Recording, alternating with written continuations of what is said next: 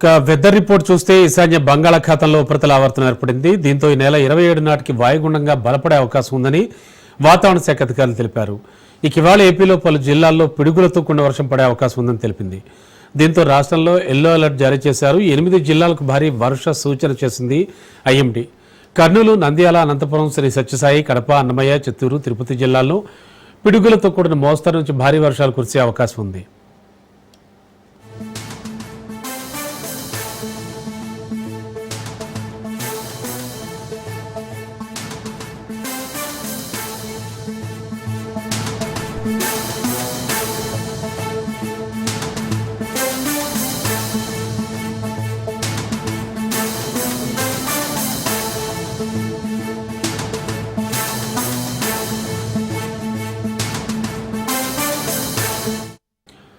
మరోవైపు బంగాళాఖాతంలో ఏర్పడ్డ అల్పపీడనం కారణంగా తెలంగాణలో కూడా భారీ వర్షాలు పడే అవకాశం ఉందని వాతావరణ శాఖ అధికారులు వెల్లడించారు. రాష్ట్రంలోని కొన్ని జిల్లాల్లో అక్కడక్కడ ఉరుములు, మెరుపులతో గంటకు 40 కిలోమీటర్ల వేగంతో ఎదురుగాలులతో కూడిన భారీ వర్షం పడే ఛాన్స్ ఉందని వెల్లడించారు. ఓవరాల్ గా అసలు సిచ్యువేషన్ ఎలా ఉందో వివరించడానికి మా కరెస్పాండెంట్ సూర్యప్రకాష్ సిద్ధంగా ఉన్నారు. ప్రకాష్, అటు ఏపీలో కావచ్చు, అలాగే ఇటు తెలంగాణకు కావచ్చు, ఎఫెక్ట్ ఎలా ఉంటుందంటోంది ఐఎండీ. అండ్ ముఖ్యంగా ఏపీకి సంబంధించినంత వరకు కూడా కొన్ని చోట్ల పిడుగులు పడే అవకాశం ఉందని కూడా చెప్తా ఉన్నారు. ఇప్పుడు ఏదైతే ఇక్కడ పూర్తి స్థాయిలో అయితే ఒక అల్పపీడన ధోరణి అయితే ప్రస్తుతం అయితే నడుస్తున్న పరిస్థితి ఉంది. అందుకు సంబంధించి వాతావరణ శాఖ అధికారులు అయితే పూర్తిగా ఆంధ్రప్రదేశ్ లో రాబోయే వారం రోజులు కూడా భారీగా వర్షాలు కురిసే అవకాశం ఉందన్న విషయాన్ని తెలియజేస్తున్నారు. మధ్య బంగాళాఖాతం నుంచి దక్షిణ మహారాష్ట్ర తీరానికైతే ఒక అల్పపీడన ద్రోణి అయితే విస్తరించి ఉండడంతో రాయలసీమలో మోస్తరు నుండి భారీ వర్షాలు ఈ రోజు కురిసే అవకాశం ఉందన్న విషయాన్ని అయితే వాతావరణ శాఖ అధికారులు అయితే తెలియజేస్తున్నారు. మరి ముఖ్యంగా శనివారం ఈ రోజు కర్నూలు, నంద్యాల, అనంతపురం, కడప, చిత్తూరు, తిరుపతి జిల్లాల్లో భారీ వర్షాలు కురిసి ఉరుములు, మెరుపులతో కూడిన భారీ వర్షాలు కురిసే అవకాశం ఉండడంతో ప్రజలంతా కూడా అప్రమత్తంగా ఉండాల్సిన అవసరం ఎంతైనా ఉందనే విషయాన్ని కూడా వాతావరణ శాఖ అధికారులు అయితే తెలియజేసిన పరిస్థితి కనిపిస్తుంది.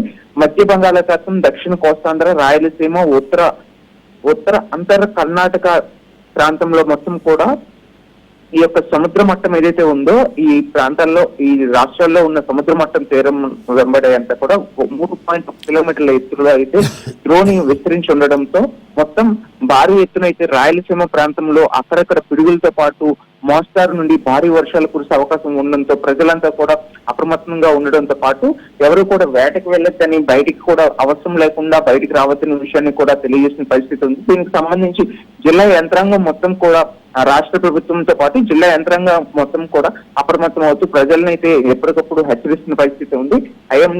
ఇక్కడ ఎవరైతే వాతావరణ శాఖ నుండి కూడా దాదాపు అందరికీ మెసేజ్లు కూడా పాస్ చేస్తున్నారు, ఎవరు కూడా బయటికి రావద్దన్న విషయాన్ని కూడా తెలియజేసిన పరిస్థితి ఉంది. మరోవైపు ఈశాన్య బంగాళాఖాతంలో సెప్టెంబర్ మరొక 4-5 రోజుల్లో అయితే అల్పపీడనం ఏర్పడే అవకాశం ఉండడంతో ఈ యొక్క ద్రోణితో పాటు అల్పపీడనం కూడా మరింత ముందుగా వచ్చే అవకాశం ఉండడంతో వాయువు బంగాళాఖాతంలో ఈ వాయుగుండంగా బలహీనపడేందుకైతే అవకాశం ఉండడంతో ఈ 2 రోజులు కూడా మరింత భారీ వర్షాలు కురిసే అవకాశం ఉండడంతో రైతులు కూడా వ్యవసాయ పనుల్లో తగిన జాగ్రత్తలు వహించాల్సిన అవసరం ఎంతైనా ఉందనే విషయాన్ని తెలియజేస్తున్నారు.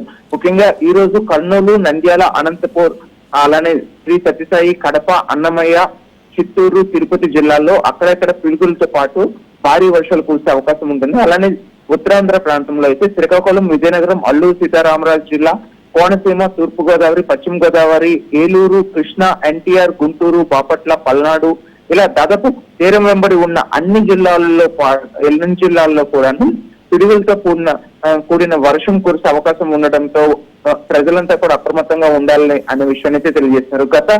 నిన్న సాయంత్రం 5 గంటల సమయంలో అయితే తిరుపతిలో అయితే 76.5 మిల్లీమీటర్లు, చిత్తూరులో 73.2 మిల్లీమీటర్లు, నెల్లూరులో 68 మిల్లీమీటర్లు ఇలా వర్షపాతం అయితే నమోదైన పరిస్థితి ఉంది. పూర్తిగా అయితే ఈ 2 రోజులు నిన్నటి నుండి రేపటి వరకు 24 గంటల్లో కూడా మరింత భారీ వర్షాలు కురిసే అవకాశం ఉండడంతో ప్రజలంతా కూడా అప్రమత్తంగా ఉండాలనే విషయాన్ని అయితే వాతావరణ శాఖ అధికారులు తెలియజేస్తున్నారు. అయితే ఆంధ్రప్రదేశ్ తో పాటు తెలంగాణలో కూడా ఇదే విధంగా ఉండే అవకాశం ఉంటుందనే విషయాన్ని తెలియజేస్తున్నారు. రమణ.